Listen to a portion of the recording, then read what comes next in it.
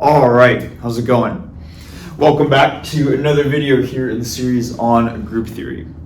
In the last video, we introduced this guy right here called the symmetric group, right? And basically what the symmetric group is what I have right here on the board. We start with some set, and that set is going to have maybe n elements in it, and we can call that set X. And then the corresponding set, sim of X, or S sub n, is going to be the set of all permutations of X. Again, where the phrase permutation we can conceptually think of as just a reshuffling of these n different elements. And we showed in the last video that this set under function composition, because a reshuffling is just a function from X into X, this set under function composition forms a group, and we call that group the symmetric group. Right? So that's kind of what we spent the first half of the video unpacking. And then towards the end of the video, we said, all right, let's take a closer look at some of the elements of the symmetric group. And we had different notations that we used to describe elements. And one of the common notations was to denote a permutation with a lowercase Greek letter, like maybe sigma in the symmetric group, something like that. But if we wanted to be a bit more specific with what is the actual, what are the details of the reshuffling? What does this actually do to the set X?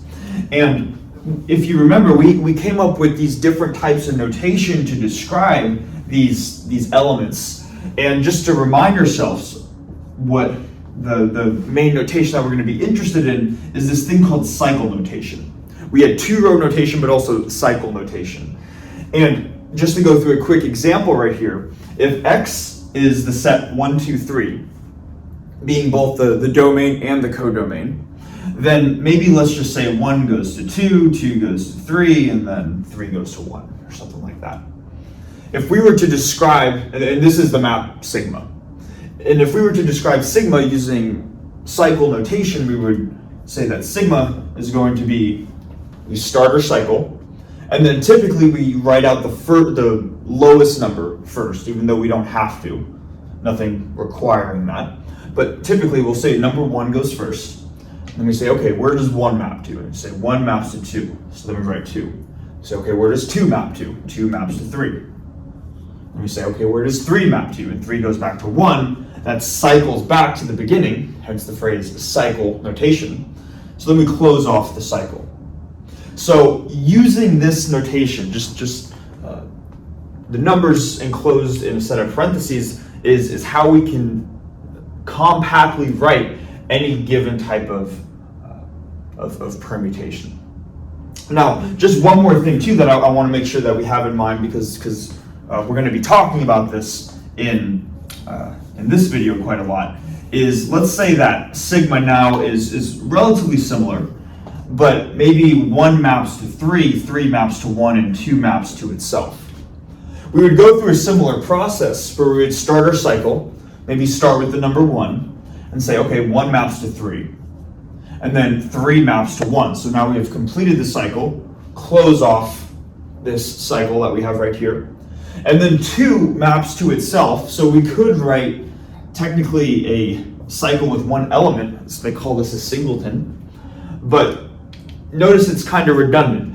We would say 2 just goes back to 2, which goes back to 2, which goes, there's no new information about where 2 is moving because it's not really moving anywhere.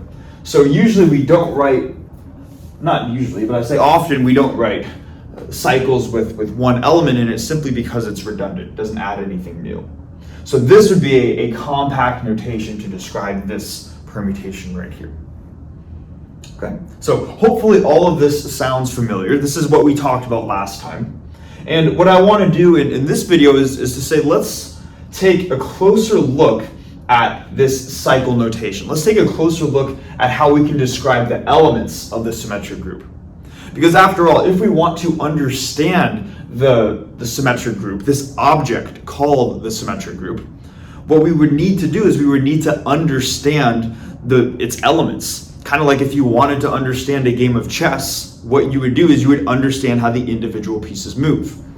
So that's what we're going to be doing. We're going to take a closer look at not only how these elements interact with each other, but also we want to make sure we have an understanding of how these elements inherently act on the given set.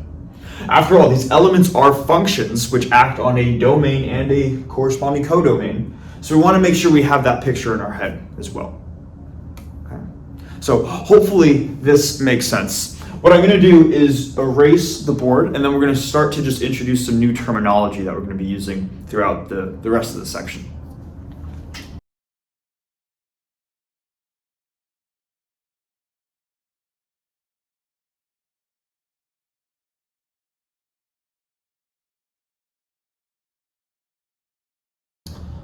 Okay, so we have the definition for both this thing called a K-cycle as well as a transposition right here.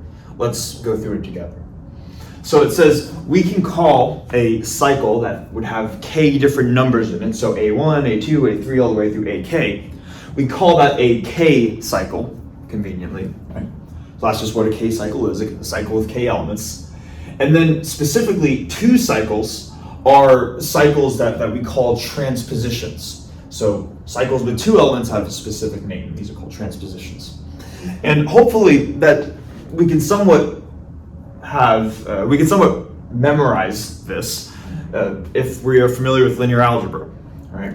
Where if we were to take the transpose of a matrix, then what we are doing is we are just swapping the rows with the columns, right? And we can kind of think of something similar here too. If we had a cycle with two elements, what that cycle would be doing is just swapping between the two different numbers in that cycle. So hopefully it can be somewhat intuitive in that sense. And we could say that two different cycles are called disjoint cycles if no number appears in both of the cycles. Okay. Now this last part might be a little bit non-intuitive to us, at least for now, and what I want to do is to make this last part clear. What does it mean for two cycles to be disjoint? And because what we've done is we've gone through examples before where we've seen disjoint cycles, at least I think we have if I remember correctly, but if not, we'll go through one real quickly right now. Maybe we'll say that X is the set that has 4 elements in it. And maybe 1 maps to 4, 2 maps to 3, 3 maps to 2, and 4 maps to 1. Okay? And if we were to write this, maybe this is the map sigma or something like that. And if we were to write out what sigma is equal to in cycle notation, we would say, okay, 1 maps to 4, and then 4 maps back to 1, so we close off that cycle. And then we just go to the next lowest number. So we say 2 maps to 3. 2 maps to 3, and then 3 maps back to 2, so we close off that cycle. So the cycle 1, 4, and then 2, 3 is, you can see that none of the numbers appear in both of these cycles. 1 only appears here, 2 only appears here, 3 is only here, and 4 is only here. So this notation to describe sigma, we would call this writing sigma in terms of disjoint cycles. Okay, so hopefully that makes sense, but also at the same time we might be thinking, when would we not have the case where we have disjoint cycles, right? Like when can I even draw some sort of permutation that's not going to involve this type of structure? And this is where I think we can really start to learn and unpack how we can describe elements of Sn. Because even though what we've been doing so far is kind of starting with a visual picture and then reverting back to this notation, I could equally say that maybe let's say I have another, let's say rather than, just to keep it simple, rather than 4 elements in the domain and codomain, maybe I have 3 elements. So 1, 2, 3, 1, 2, 3. And maybe rather than starting by drawing out the arrows defined by sigma, maybe I'm going to start with just writing sigma in cycle notation. So maybe I'm going to have sigma is going to be equal to, let's do this. Let's say 1, 2, 3, 1, 2. Okay? And we might be saying, what does this mean, right? Because how can we draw what sigma is based off this picture? So 1 goes to 2, and 2 goes to 3, and 3 goes to 1, but also 1 goes to 2, and 2 goes back to 1. All right, so what's going on here? All right, and what we're going to see is that in the general sense, we can write a permutation or an element of a symmetric group as just some product of cycles. And this is perfectly allowed where 1 is in both of the cycles and 2 is in both of the cycles. There's nothing inherently against this, although admittedly when we do this, it does obscure us from the visual picture that we have right here. Not to say there's anything inherently wrong with this notation, and in fact, writing permutations with numbers that are contained in multiple cycles, we'll see later on, it is actually going to be useful. But what I'd like to do now is to say not only is this specific function, or this specific permutation sigma written in notation where we do not have disjoint cycles, but let's try to simplify this so we can actually understand what the reshuffling is. This will give us an opportunity to see how functions, these permutations, act on the corresponding set of 3 elements. Okay, so let's go through this example. So sigma, it's a function that goes from here to here, so it's going to take in every element of the domain. So we're going to have sigma acting on 1, sigma acting on 2, and sigma acting on 3. And we just want to see what's going to happen when we have each of these as inputs. So starting with sigma of 1, we would basically say that 1 would be the input into this function right here. And when I write this, I don't mean a cycle with one element. I mean, think of this as a function, and this is the input to this function right here.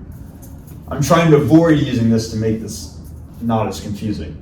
But let's say the number 1 goes right here. What we would do is we'd say, okay, we're just going to look at the nearest cycle, and we say, okay, 1 goes into this cycle, and then this cycle takes 1 and maps it to 2. So now, after this point, we have 2, then we go to this cycle, and we say, okay, now 2 maps it to 3. So we started with 1, and then we end up with 3.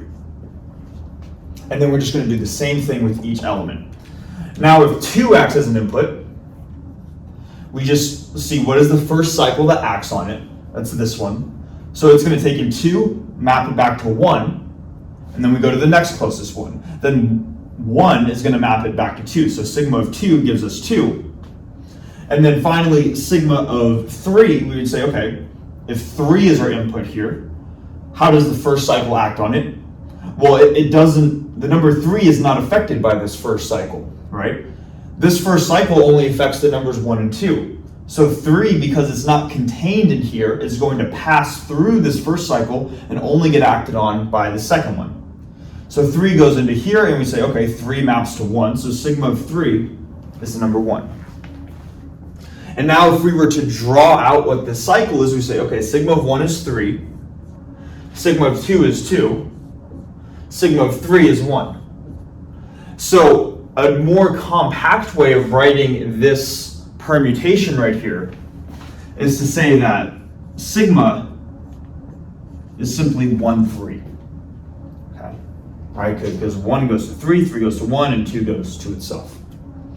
So this is how we can first simplify a given permutation, but also hopefully this makes sense on how we can use cycle notation to see how the function acts on an input element from the set.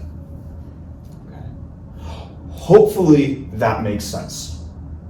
Now, what I do want to do is to mention something else, because it can be very easy when working with a new notation to not always understand some of the nuances or some of the subtleties that come with that notation. And I want to make this point very clear that if we were to say sigma was 1, 2, 3, and then 1, 2, that may not be the same as a different permutation, maybe I'll call it tau, that has these same cycles but just in a different order. So we're going to have maybe 1, 2, 1, 2, 3. Let's see how tau acts on the various inputs. So if I have tau of 1, we're going to say, okay, 1 goes to 2, and then here 2 goes back to 1. So tau of 1 is 1. Then tau of 2 would say that, okay, 2 goes to 3, and now that we're at 3, 3 is not affected in here, so tau of 2 is simply 3. And for tau of 3, say, okay, first cycle, 3 goes back to 1, and then 1 goes to 2, so tau of 3 is 2. So if we were to write this out, say, okay, tau of 1 is 1, so we're not going to write 1 in the compact cycle notation. Then we move on to the number 2, so 2 goes to 3, and then 3 goes back to 2, so we close off the cycle. So we see that just by interchanging the order in which we place these two cycles, here we have a 2 cycle and a 3 cycle, that inherently changes the type of reshuffling, the type of permutation that we have. Sigma is 1, 3, and tau is 2, 3. So I want to make that very clear very early on that the order in which we write a given cycle is important, okay? And I think this is kind of nice just to introduce in the context of group theory too, because when we talk about groups are not always going to commute. Only groups that are abelian groups are going to commute. So just getting familiarized with the fact that things that being able to just swap the order is not always allowed, and this is another instance of that. Okay, so hopefully all of this makes sense. What I do want to do now, though, is to say that even in this specific example, where sigma is a permutation, tau is also a permutation, where we get a different permutation by switching the order, there are some instances where swapping or interchanging the order does not matter. So I'm going to erase the board, and then we're going to go through a lemma that describes that next.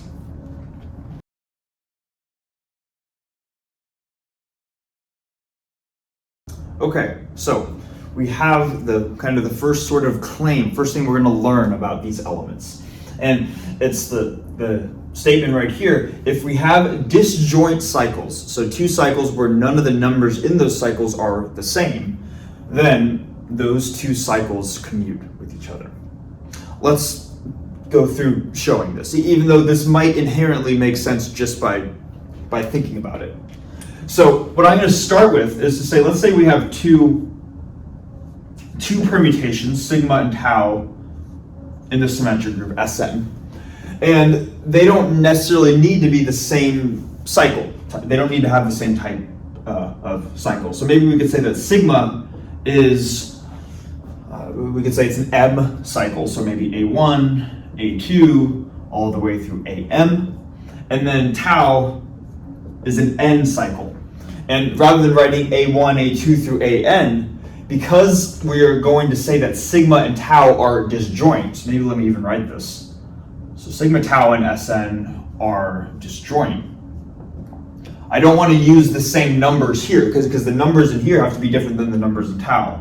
So maybe I'll say B1, B2, all the way through B sub N or something. So just to say they don't have to be the same cycle type. If I want to show that these 2 permutations commute, what I am inherently trying to show is that for any, let's do this, maybe given any number in between 1 and n, maybe I can just call it k, any number in between 1 and n. Basically, for any input into these functions, I want to show that if I take sigma, act that on tau of k, that should be the same thing as if I interchange this order. That should be the same thing as if I have tau of sigma of k, just like this. Okay. So there are going to be essentially 3 different possibilities that we're going to go through, although really only 2 possibilities. The first possibility that we're going to immediately rule out is the case where k, which is a number 1 through n, is contained in both of these 2 cycles. So we're going to say case 1.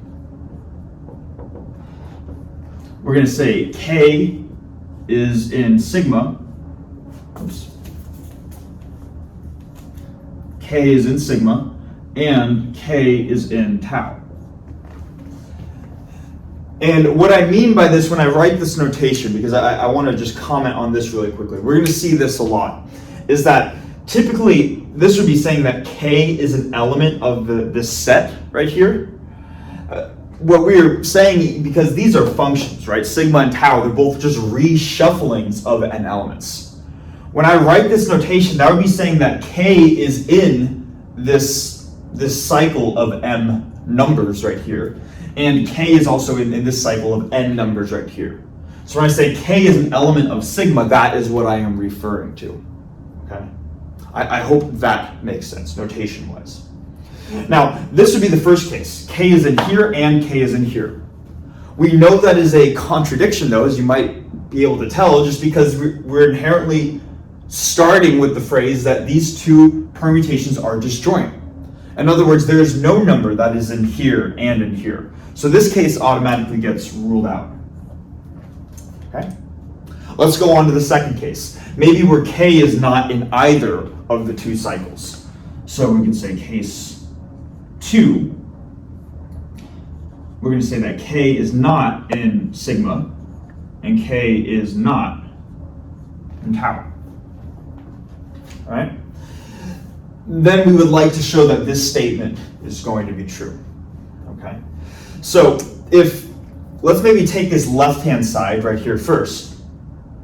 If k is not in tau, that means that whatever these n different numbers are right here, I actually just realized something. And I'm sorry to pause right here. If this is S sub n, this should not be the same n necessarily. It should be like an L cycle. Right? Because if this has n elements, maybe this has 5 elements, this could be a 2 cycle and this could be a 3 cycle. But it's not necessarily the case that if we have 5 elements in our set that we are guaranteed to have a 5 cycle. I'm just trying to say that these 2 cycles have different elements, and I just realized that. Okay. Oh, sorry for the tangent, it just came up in my head right now. Anyways, we are on case 2, where k is not an element of this list and it's not an element of this list. So if k is not contained in any one of these numbers, then tau as a reshuffling, as a permutation, has no effect on k. It only affects b1 through bl, but it does not affect k. So tau of k just gives us k. It is inherently unaffected by it.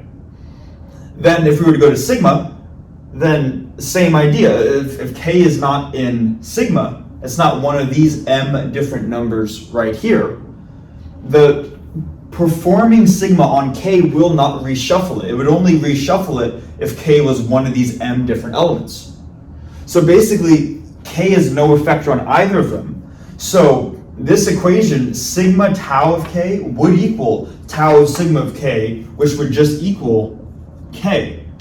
It wouldn't matter that they both don't have an effect on an element that is not inherently in both of the cycles. So therefore, this equation would be true for case number 2. All right, so put check there. Now, just moving on to the third and final case, as you can probably imagine, the third and final case is when maybe k is an element of one of them, but it is not an element of the other. Like this. Okay. And it doesn't matter which one we choose, right? Because we're keeping this general. So let's just say k is an element of sigma, but it's not an element of tau. And then we want to show that this equation would be true. So we say, okay, if we'll start with the left-hand side. If k is not an element of, maybe I'll do the left-hand side down here. If k is not an element of tau, then what would tau acting on k do? Well, it's kind of like what we said over here, right? If k is not in tau, it won't have an effect. So sigma tau of k is just going to be sigma of k, like this. That would be our left-hand side. Now for the right-hand side. So here we're going to start with sigma of k, and because k is in sigma, it's one of these m different numbers, then sigma will have an effect on k. So we can't just say that sigma of k is going to be k. It's going to be some new value, which we don't know because we haven't specified anything in specific. But there is something that we do know. If k is one of these n different elements, maybe let's just, because I have it written out right here, let's say it's the first element. Let's say that a1 is k. Then if we were to act k as an input, a1 would go to a2. And maybe if k was a2, then a2 would go to a3. Regardless of which number k is in this cycle, the output is going to just be whatever number comes after that in the cycle. Makes sense, right? Point of what I'm trying to say is that I know that if k is in, I want to actually write out the word sigma, if k is in sigma, then we also know that the output of this, sigma of k, this is just a number. This number is also in sigma, right? Hopefully that makes sense. And let's go one step further. We know that, okay, whatever this number is, we don't know specifics, but this is some number. We know it's a sigma. We also know sigma and tau are disjoint. So any of the numbers in sigma inherently have to be different than than all of the numbers in tau. So we found another number that's in sigma, so that inherently if tau is disjoint from sigma, then this number, sigma of k, must also not be in tau. And that's the important part right here. Because what do we have? We have sigma of k as the input to tau. But whatever this number is, tau does not affect it. So it's as if sigma of k just gets passed through, and what we're left with on the right-hand side of this equation is the same sigma of k. All right. So we see in all three cases, I'll put a check mark and a smiley. We see in all three cases, either it contradicts the initial assumption, and for the only two cases that are possible, we see that this statement is true, therefore disjoint cycles commute. Okay? Hopefully that makes sense. Now this is kind of nice too, right? Because even if we were able to kind of envision this in our head, it's still nice to establish that these two cycles, it doesn't matter the order that we write them in. And in that sense, disjoint cycles are kind of nice to work with. So it turns out too that there are some other nice properties that we can say about disjoint cycles, and that's kind of what is going to motivate the next theorem that I'm about to write.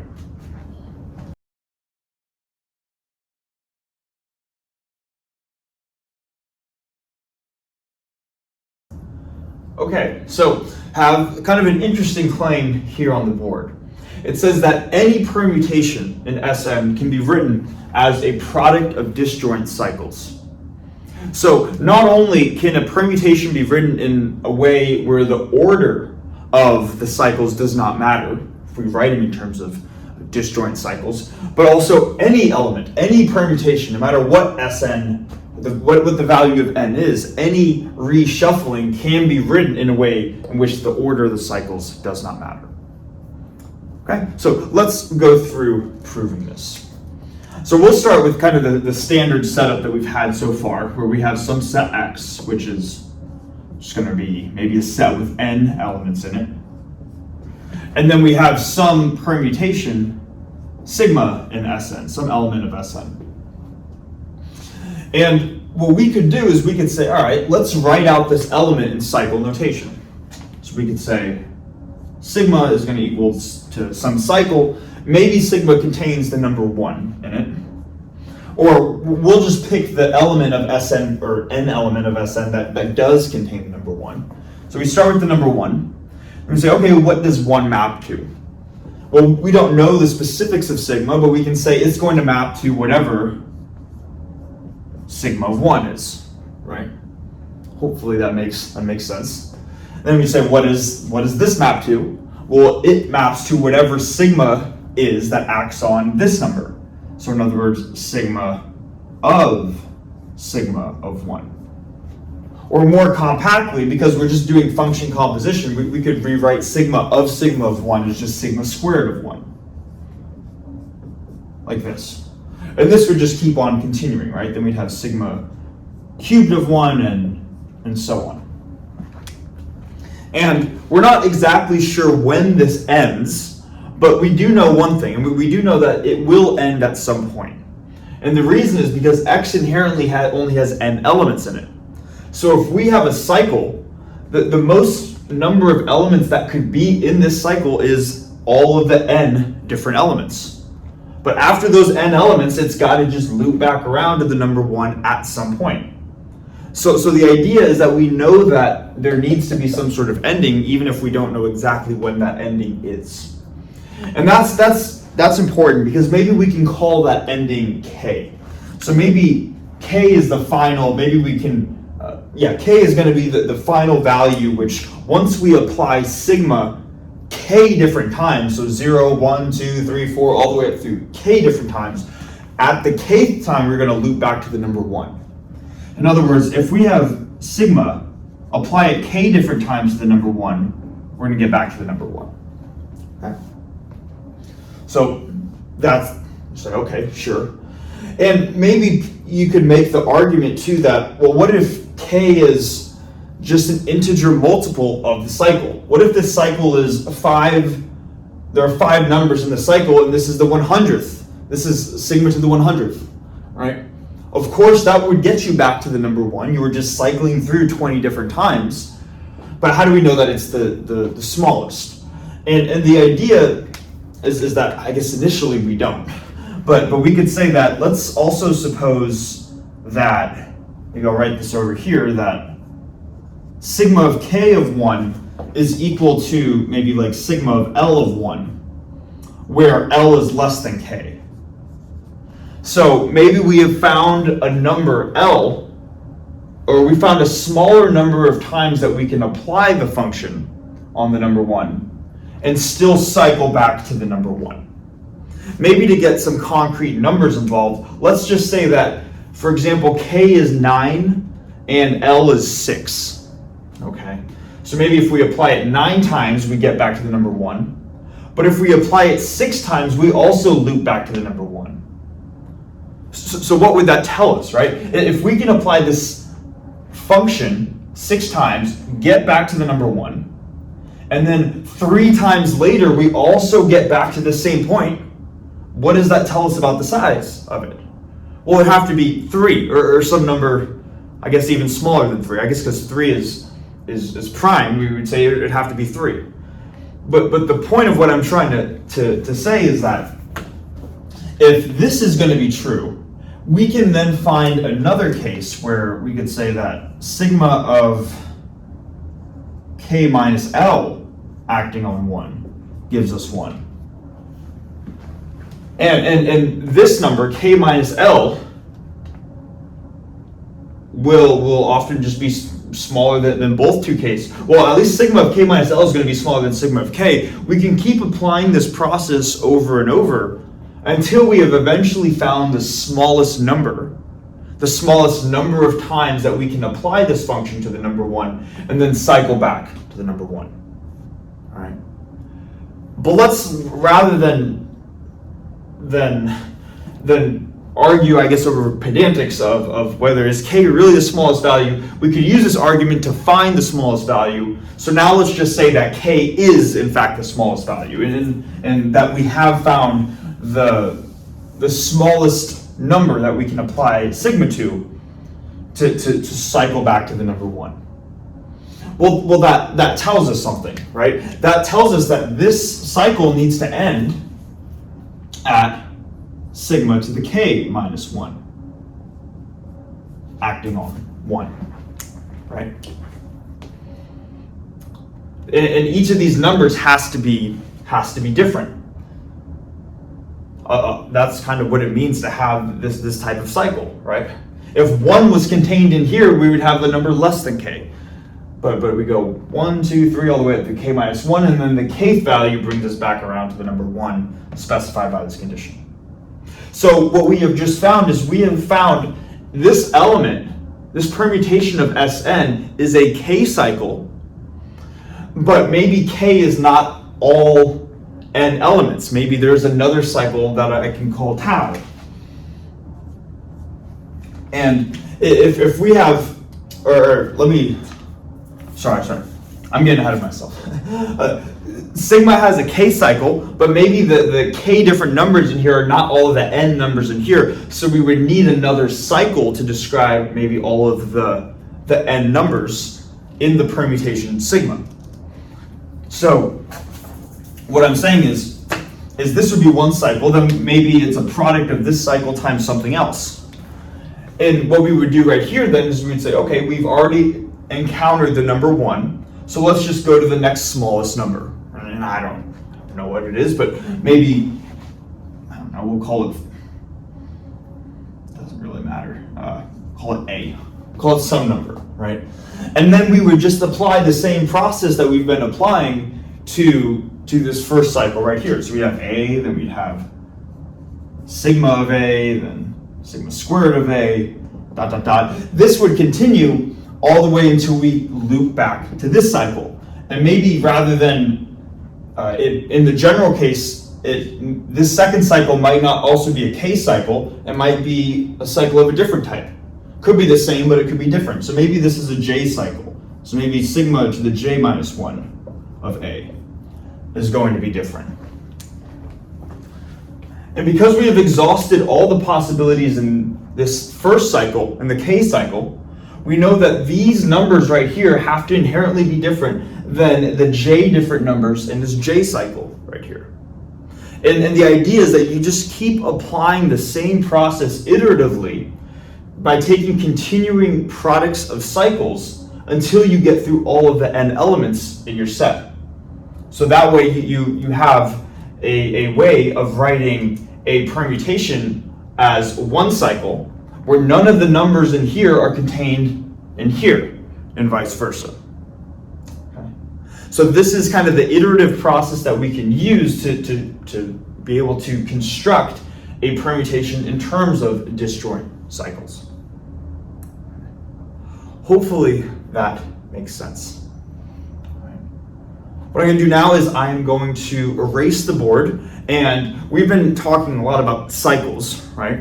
And it turns out there are certain types of cycles, which is a very convenient word, or very convenient way of wording that. So there's a notion of a thing called cycle types that we're going to be getting into next. So I'm going to erase the board, and then we're going to go through that.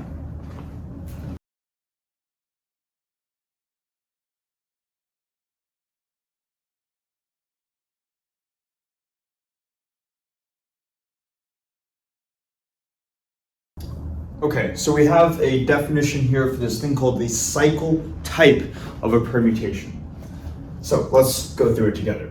It says that a permutation sigma or first write a permutation sigma in disjoint cycle notation. So a product of cycles where every number is only contained in at most one cycle. Then we would say that the cycle type of sigma of that permutation is just the list of cycle lengths, which is going to be unique up to a given reordering. So just to provide an example, we could say that maybe sigma is, I don't know, we could say 1, 2, 4, 3, 5 or something, if maybe sigma acts on the set of 5 elements. Well, notice that this is a disjoint cycle notation because every number is contained in only one of these cycles. Or if we have more than 5 elements, maybe we have 6, then there's a singleton 6 that we're not writing. Right? But point is, it's in disjoint cycle notation, and because of that, it doesn't matter what order we write it in. And this right here has 3 elements in it, so this would be a 3 cycle. And this here is a transposition, has 2 elements, so this would be a 2 cycle. So we would say that the cycle type in this case for sigma would be 3, 2. Because, again, we're saying that it's unique up to a reordering.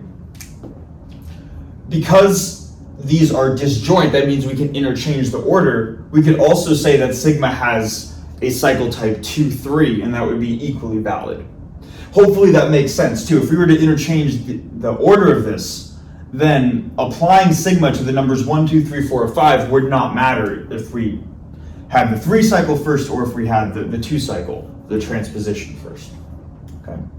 But yeah, we would say that this has a cycle type 3, 2 or 2, 3. We could say also if we had tau, which maybe if we have 5 elements, but maybe it's only acting on, I don't know, 4 of them, and 2 is a singleton, then we would say that tau has a cycle type of just 4 associated with it. And if we had 2 transpositions, it'd be a cycle type 2, 2. Okay. Hopefully we get the idea. Now, this is important to get an idea for understanding the cycle type associated with a permutation, because as we're going to see in a second, I'm just going to, actually, I'll keep this up here on the board for now. I want to write out a statement that is going to be relating the cycle type and what we've been talking about so far with disjoint cycles, relating that to the order of an element of the group.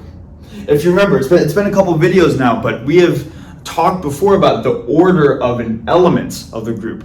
That is simply going to be the minimum number, the order of an element is going to be the minimum number of times in which we can apply the binary operation to that element such that we get the identity back.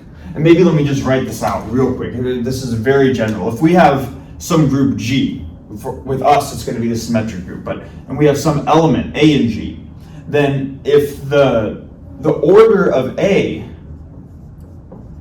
is M, what that is telling us is that M is the minimum number that we can apply A to, or that we can take A raised to, such that we get the identity back. Right? So we're going to relate cycle types to orders of elements, which is really what we're trying to get at with group theory, to understand some of its algebraic properties. Okay. So I'm going to write that claim out here, and then we're going to go through proving that to finish off the video.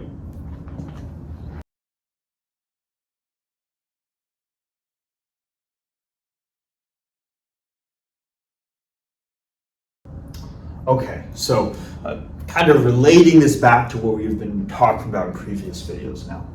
So let's go through this claim. It says that for a given element of the symmetric group sigma, the order of that element, the order of sigma, is simply going to be the least common multiple of cycle lengths when written in disjoint cycle notation. Okay. And the proof for this is not too difficult, I don't think. I hope it will make sense simply by going through it, I guess, and that as we go through it, we're going to be saying, oh yeah, that kind of checks out. Okay, even if the statement immediately might be a little bit abstract. And what I'll do too is I'll just have an example as a reference. So maybe we'll say sigma is 1, 2, 3, 4, 5 as a permutation of 5 elements. Okay, so if sigma is in Sn, what we can do is we can write it out in disjoint cycle notation. Remember, we said any permutation can be written in disjoint cycle notation. So what I'm going to do is I'm going to write sigma out as a product of L or K or whatever different disjoint cycles. So maybe tau 1 times tau 2 times all the way through tau L. And the condition on each of these taus is that each of these taus, each tau I, is disjoint. Simply, we're just going to be saying that by writing sigma this way, we're writing it in disjoint cycle notation. Okay. So we have it in disjoint cycle notation. And now let's suppose that each of these individual taus are also permutations of Sn. In other words, they are also elements of the group, and they have their own respective orders. In other words, we can raise tau 1 to some power, and we're going to get back the identity element, E. Maybe I'll call that power the K1 power. That's L, that's okay. And then maybe tau 2 has a different order. Maybe I can raise that to the K2 power and I get E. And I could go all the way through to finally the Lth disjoint cycle, raise it to the KL power and get the identity.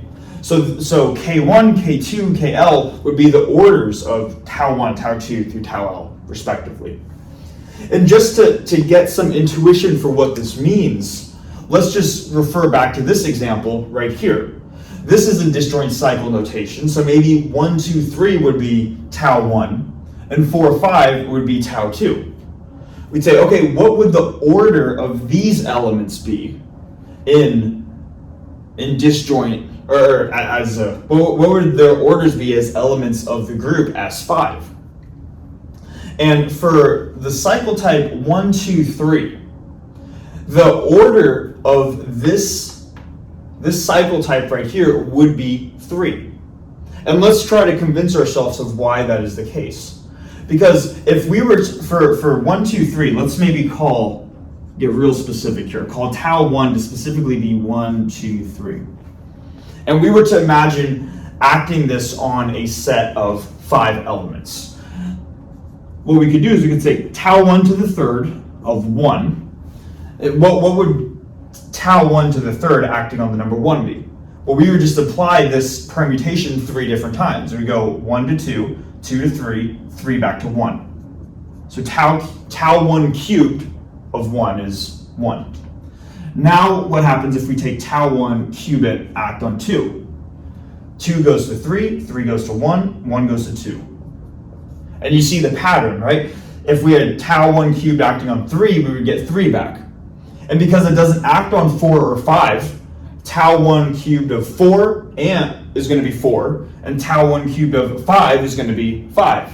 In other words, it is going to be when we take tau 1 cubed, it is going to be the permutation which does nothing. Takes every element in the domain, maps it to the same element in the codomain. That's what we described the identity element of the symmetric group to be. Okay, so that's what we mean when we're talking about the identity element. Notice now too that the order of this cycle is 3, and it is a 3 cycle. You can imagine here the order of this cycle is going to be 2. This is a 2 cycle. This was tau 2. We can do the same thing with tau 2 squared. So that's what they're saying here in the proposition. They're saying that what we can do is we can take each of these disjoint cycles and just look at what is the length of each of these cycles. So a 3 cycle, a 2 cycle. This would be a K1 cycle, a K2 cycle, all the way through a KL cycle, because this, and this are all going to be satisfied. Okay, so the length of the cycle and the associated cycle type is going to be important when talking about the order of this element right here. I'm hoping what I'm saying is clear so far. So if this is all true, what we're trying to still find though is the order of sigma, not the order of the individual taus, even though we've just established the order of the taus are K1, K2 through KL. So what would the order of sigma be? Well, the order of sigma is going to be the number that we can raise all of these to, all tau 1 and tau 2, tau 3, all the way through tau L2, such that we get the identity back.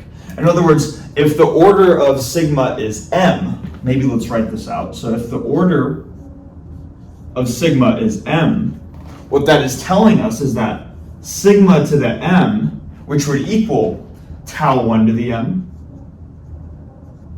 tau 2 to the m, all the way through tau L to the m. This would equal the identity. Now I want to make something very clear here too. We can only say that this statement's true, sigma to the m is tau 1 to the m, tau 2 to the m, tau L to the m, because we're working with disjoint cycles. You can imagine though, if we were working with 2 cycles that were not disjoint and they did not commute, so maybe Let me just write out an example, another one. Let me just say we have row, and maybe let's say row is 1, 2, 3, 1, 2, that example that we had earlier. If we were to square row all of a sudden, let's say this is row, then if we were to square row, what we would have to do is we'd have to apply 1, 2, 3, 1, 2, and then apply that again. Like this. We could not simply just write 1, 2, 3 squared, 1, 2 squared. The only reason that we can include all those is because we can interchange the order because each tau I is disjoint. Right. So I want to make that very clear. We cannot always do this. This is because we are working with the very nice disjoint cycles. Okay. Anyways, that was a slight tangent, but I do think that's important. Now, if M is going to satisfy this property, the only way this is going to be true is if tau 1 to the M is E, tau 2 to the M is E, all the way through tau L to the M is E. In other words, this is going to be E times dot dot dot times E L times, which of course just gives us back the identity. So what would need to happen in order for that to be true? Well, if this is going to be true, then K1 needs to divide M, K2 needs to divide M, K3 would need to, all of the Ks, which are the orders of the individual taus, would need to divide what M is. In other words, how do we find what that number is? That is just going to be the least common multiple of each of the K values. Okay? And because of that, that is what the order of any given element would be. So this is kind of cool, right? Because when we're talking about the order of an element of this group, the way that we can find the order of an element is to first take whatever the permutation is, write it in disjoint cycle notation, and then maybe let's just find the order of this element right here. In this case right here, we have a 3 cycle and a 2 cycle. So the order of this is 3, the order of this is 2. What's the least common multiple of 3 and 2?